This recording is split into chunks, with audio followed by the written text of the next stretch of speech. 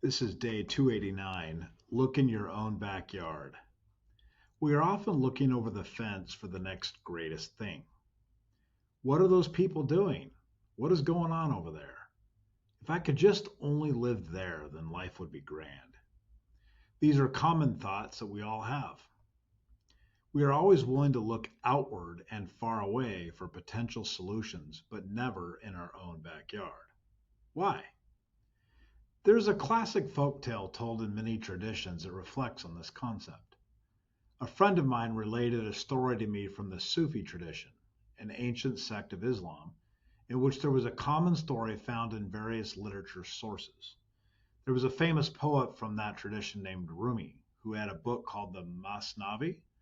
This folk tale is found in that book. But try as I might, I could not find a good translation. But here's what I found as a summary.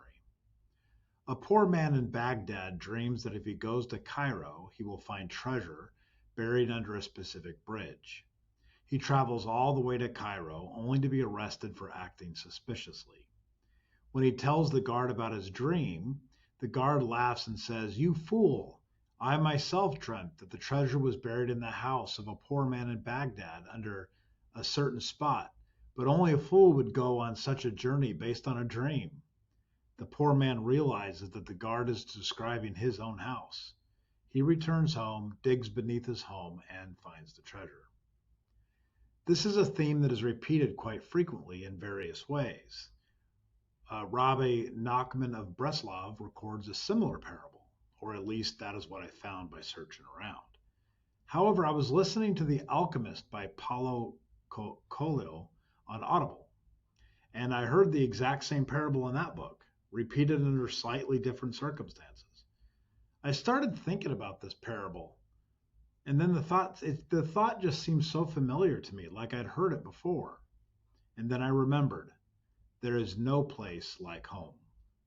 That is right. Dorothy is ultimately taught after all of her travels through Oz that in reality there is no replacement for home. The moral of the story, as Dorothy wakes up from her dream and finds everyone alive and happy, is that sometimes we have what we need all along, but we must go on a journey to realize it. If this is the case, should we lament the journey?